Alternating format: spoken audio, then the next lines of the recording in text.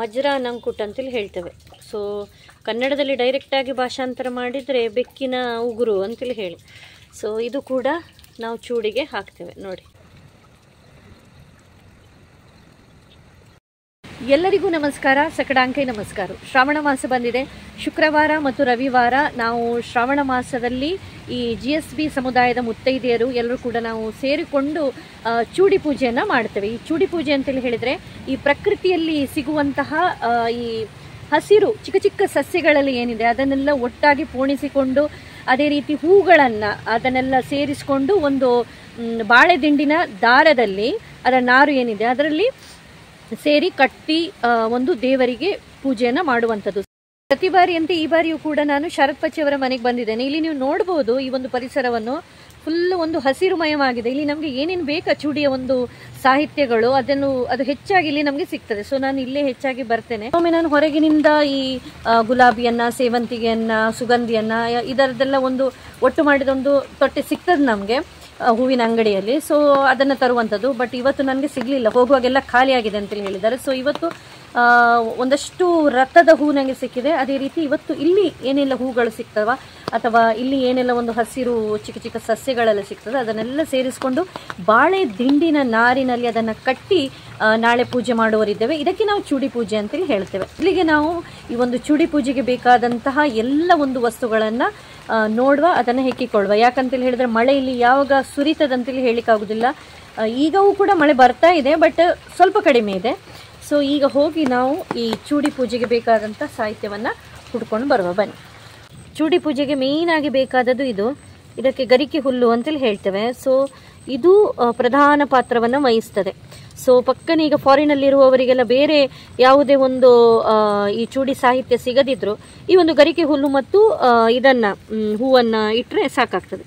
So ಈ ಒಂದು ಗರಿಕೆ ಹುಲ್ಲು ಪ್ರಧಾನವಾದಂಥ ಪಾತ್ರವನ್ನು ವಹಿಸ್ತದೆ.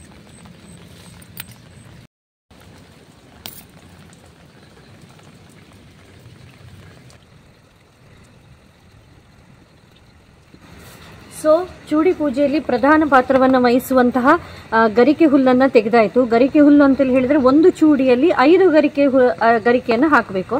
ಸೊ ಅದರ ಪ್ರಕಾರ ನಾನೊಂದು 21 ಚೂಡಿ ಮಾಡ್ತೇನೆ.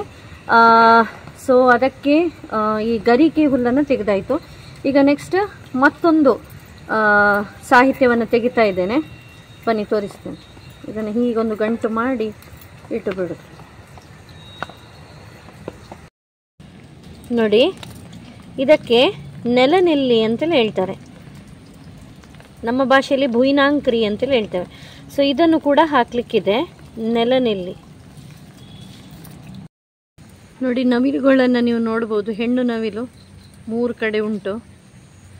ಈಗಂತೂ ಮಳೆಗಾಲದಲ್ಲಿ ನವಿಲುಗಳು ಎಷ್ಟು ಸಹ ಕಾಣ್ಲಿಕ್ಕೆ ಸಿಗ್ತವೆ. ಹಾರ್ತದೆ ನೋಡಿ ಎಷ್ಟು ಚಂದ ಮಾಡಿ.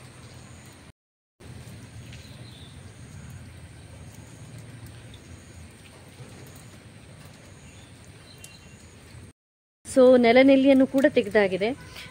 ಇದರಲ್ಲಿ ಅತ್ಯುತ್ತಮ ಔಷಧೀಯ ಗುಣಗಳಿದೆ. ಇದರಲ್ಲಿ ಮಾತ್ರ ಅಲ್ಲ, ನಾವು ಈ ಚೂಡಿ ಪೂಜೆ ಅಂತೇಳಿ ಹೇಳಿ ಯಾವ ಯಾವ ಒಂದು ಚಿಕ್ಕ ಚಿಕ್ಕ ಸಸ್ಯಗಳನ್ನೆಲ್ಲ ಹಾಕ್ತೇವೆ ನೋಡಿ, ಇಷ್ಟೇ ಉದ್ದ ಇರುವಂಥದ್ದು ಎಲ್ಲವೂ ಕೂಡ. ಈ ಸಸ್ಯಗಳು ಏನಿದೆ ಇದು ಎಲ್ಲವೂ ಕೂಡ ಮಳೆಗಾಲದಲ್ಲಿ ಹೆಚ್ಚಿನ ಔಷಧೀಯ ಗುಣಗಳನ್ನು ಹೊಂದಿರ್ತದಂತೆ. ಸೊ ಅದಕ್ಕಾಗಿ ಇದನ್ನೆಲ್ಲವನ್ನ ಸೇರಿಸಿಕೊಂಡು ಅದನ್ನು ಚಂದ ಮಾಡಿ ಕಟ್ಟಿ ಅದನ್ನು ನಮ್ಮ ತಲೆಯಲ್ಲಿ ಇಡುವಂಥದ್ದು. ಔಷಧೀಯ ಗುಣಗಳನ್ನು ಬಿಟ್ಟುಕೊಳ್ತದಂತೆ. ಅದು ನೇರವಾಗಿ ನಮ್ಮ ತಲೆಗೆ ಹೋಗ್ತದೆ, ನಮ್ಮ ಆರೋಗ್ಯಕ್ಕೆ ಒಳ್ಳೆಯದಾಗ್ತದೆ, ನಮ್ಮ ಕೂದಲು ಚೆನ್ನಾಗಿ ಬೆಳೀತದೆ. ಈ ರೀತಿಯೆಲ್ಲ ಬೇರೆ ಬೇರೆ ವಿಷಯಗಳೆಲ್ಲ ಇದೆ. ಧಾರ್ಮಿಕವಾಗಿಯೂ ಕೂಡ ಅದೇ ರೀತಿ ಒಂದು ಆರೋಗ್ಯದ ದೃಷ್ಟಿಯಿಂದಲೂ ಕೂಡ ಒಳ್ಳೆಯದು ಅಂತೇಳಿ ಹೇಳಿ. ಒಂದು ಸಸ್ಯದ ಹೆಸರು ಮಜ್ರಾ ನಂಕುಟ ಅಂತೇಳಿ ಹೇಳಿ. ಸೊ ಇದನ್ನು ನೀವು ನೋಡ್ಬೋದಲ್ಲ, ಮಜ್ರಾ ನಂಕುಟ್ ಅಂತೇಳಿ ಹೇಳ್ತೇವೆ. ಸೊ ಕನ್ನಡದಲ್ಲಿ ಡೈರೆಕ್ಟಾಗಿ ಭಾಷಾಂತರ ಮಾಡಿದರೆ ಬೆಕ್ಕಿನ ಉಗುರು ಅಂತೇಳಿ ಹೇಳಿ. ಸೊ ಇದು ಕೂಡ ನಾವು ಚೂಡಿಗೆ ಹಾಕ್ತೇವೆ ನೋಡಿ. ಇಲ್ಲಿ ಹೇರಳಾಗಿದೆ, ಹೀಗೆ ತೆಗಿಬಹುದು.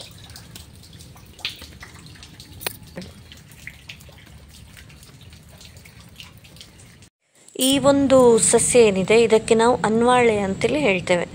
ಸೊ ಇದು ಕೂಡ ಚೂಡಿಯಲ್ಲಿ ಒಂದು ಪ್ರಧಾನ ಪಾತ್ರವನ್ನು ವಹಿಸ್ತದೆ. ಸೊ ಇದನ್ನು ಕೂಡ ಸುಮಾರು ಒಂದು 25ರಷ್ಟು ನಾನು ತೆಗೆದಿದ್ದೇನೆ. ಇದು ಕೂಡ ತಯಾರಾಯಿತು. ಬನ್ನಿ ಈಗ ನೆಕ್ಸ್ಟ್ ತೆಗೆಯುವ. ಈ ಚೂಡಿ ಪೂಜೆ ಮಾಡುವುದಕ್ಕೆ 2 ಕಾರಣ ಇದೆ ಅಂತೇಳಿ ಹೇಳ್ತಾರೆ. ಮೊದಲನೇ ಕಾರಣ ಏನಪ್ಪ ಅಂತೇಳಿ ಹೇಳಿದರೆ, ಈ ಶ್ರಾವಣ ಮಾಸ ಬರೋಕ್ಕಿಂತ ಮೊದಲು ಬರುವಂಥ ಮಾಸ ಅಂತೇಳಿ ಹೇಳಿದರೆ ಆಷಾಢ ಅಂತೇಳಿ ಹೇಳಿದರೆ ಜೋರಾದಂಥ ಮಳೆ ಬರುವಂಥ ಒಂದು ಸಮಯ. ಆ ಸಮಯದಲ್ಲಿ ಸ್ತ್ರೀಯರು ಮನೆಯ ಒಳಗೆ ಇದ್ದು ಮಂಕಾಗಿ ಬೇಜಾರಾಗಿರ್ತಾರಂತೆ.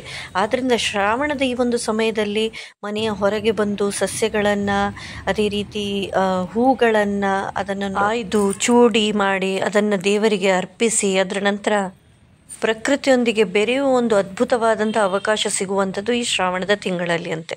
ಹಾಗಾಗಿ ಈ ಶ್ರಾವಣದ ಮಾಸ ಏನಿದೆ ಇದು ಸ್ತ್ರೀಯರಿಗಾಗಿ ಮೀಸಲ್ಪಟ್ಟದ್ದು ಅಂತೇಳಿ ಹೇಳ್ತಾರೆ. ಯಾಕಂತೇಳಿ ಹೇಳಿದರೆ ಈ ಚೂಡಿ ಪೂಜೆಯಲ್ಲಿ ಏನಿದೆ ಅದು ನಾವು ಭಟ್ರ ಸಹಾಯ ಇಲ್ಲದೆ ನಾವೇ ಸ್ತ್ರೀಯರೇ ಮಾಡುವಂತಹ ಒಂದು ಪೂಜೆ. ಪ್ರಕೃತಿ ಹಾಗೂ ಸ್ತ್ರೀ ಇವರು ಬೆರೆಯುವಂಥ ಒಂದು ಸುಂದರವಾದಂತಹ ಮಾಸ. ಮತ್ತೊಂದು ವಿಷಯ ಏನಪ್ಪ ಅಂತೇಳಿ ಹೇಳಿದರೆ, ಈ ಚೂಡಿ ಪೂಜೆಯಲ್ಲಿ ನಾವು ಬಳಸುವಂಥ ಹೂಗಳೇನಿದೆ ಅದು ಕೂಡ ನಮ್ಮ ಸುತ್ತಮುತ್ತ ಸಿಗುವಂಥ ಹೂಗಳೇ ಇದ್ದರೆ ಅದಕ್ಕೆ ಒಂಥರ ಆ ಒಂದು ಚೂಡಿಗೆ ವ್ಯಾಲ್ಯೂ ಜಾಸ್ತಿ ಅಂತೇಳಿ ಹೇಳ್ತಾರೆ. ಮತ್ತು ಅಂಥ ಹೂಗಳಿಂದಲೇ ಆ ಒಂದು ಚೂಡಿ ತುಂಬ ಚೆನ್ನಾಗಿ ಅದ್ಭುತವಾಗಿ ಕಾಣ್ತದೆ. ಆದರೆ ಈಗ ಏನಾಗ್ತದೆ ಅಂತೇಳಿ ಹೇಳಿದರೆ, ನಮ್ಮ ಒಂದು ಮನೆಯ ತೋಟದಲ್ಲಿ ಅಷ್ಟೊಂದು ಹೂಗಳು ಕೂಡ ಇರುವುದಿಲ್ಲ ಮತ್ತು ಅದನ್ನು ಹುಡುಕುವಂಥ ಒಂದು ಸಮಯ ಕೂಡ ಯಾರಲ್ಲೂ ಇಲ್ಲ. ಆದ್ದರಿಂದ ಪೇಟೆಯಿಂದ ಡೈರೆಕ್ಟಾಗಿ ಗುಲಾಬಿ, ಜಾಜಿ, ಸೇವಂತಿಗೆ ಇಂತಹ ಒಂದು ಹೂಗಳೆಲ್ಲ ಸಿಗ್ತದೆ, ಅದನ್ನೇ ತರ್ತಾರೆ. ಬಟ್ ಇವತ್ತು ನಾನು ನಿಮಗೆ ಒಂದು ಚೂಡಿ ಮಾಡಿ ತೋರಿಸ್ತಾ ಇದ್ದೇನಲ್ಲ, ಇದು ನಾನು ಕೇವಲ ಇದಕ್ಕೆ ಗಂಟಿ ಮಡ್ಡಿ ಅಂತೇಳಿ ಹೇಳ್ತಾರೆ ಆಯಿತಾ. ಅದು ನಂಗೆ ಆವಾಗ ಸಿಕ್ಕಿರಲಿಲ್ಲ. ಸೊ ಈಗ ನಿಮಗೆ ನಾನು ಅದನ್ನು ತೋರಿಸ್ತಾ ಇದ್ದೇನೆ.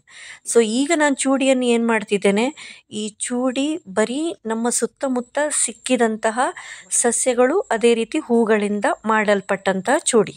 ರತ್ನಗಂಧಿ, ರಥದ ಹೂವು, ಮಿಠಾಯಿ ಹೂವು ಇದೆಲ್ಲ ಮೇಯ್ನಾಗಿ ಇದಕ್ಕೆ ಬೇಕೇ ಬೇಕು. ಅದೇ ರೀತಿ ನನಗೆ ಈ 3 ಒಂದು ಹೂಗಳು ಕೂಡ ಇಲ್ಲಿ ಸಿಕ್ಕಿದೆ.